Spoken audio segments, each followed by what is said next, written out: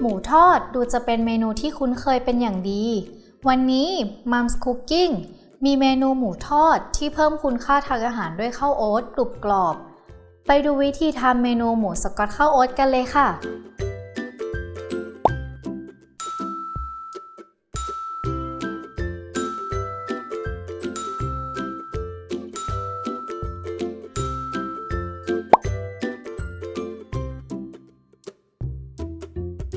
ก่อนอื่นเรามาหมักหมูสับกับแครอท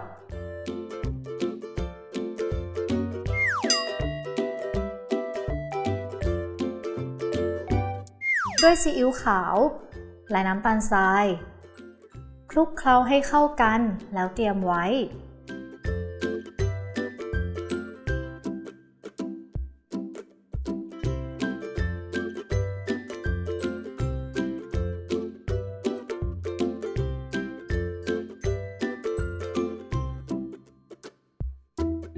นำหมูที่หมักไว้มาปั้นเป็นก้อนกลมๆขนาดพอดีคำ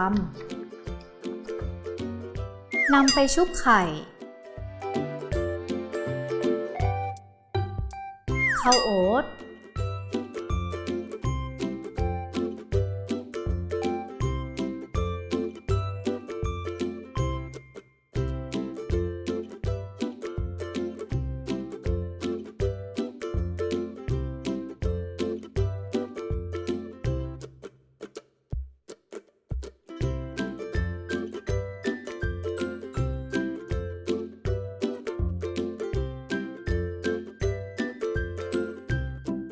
แล้วนำลงทอดในน้ำมันที่ร้อนจัด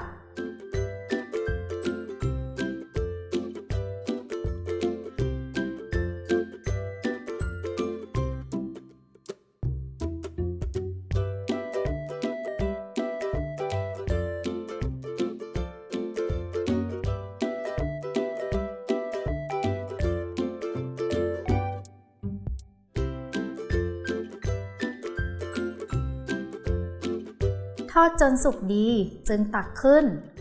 พักไว้ให้เสด็จน้ำมันแล้วก็พร้อมเสิร์ฟได้เลยค่ะ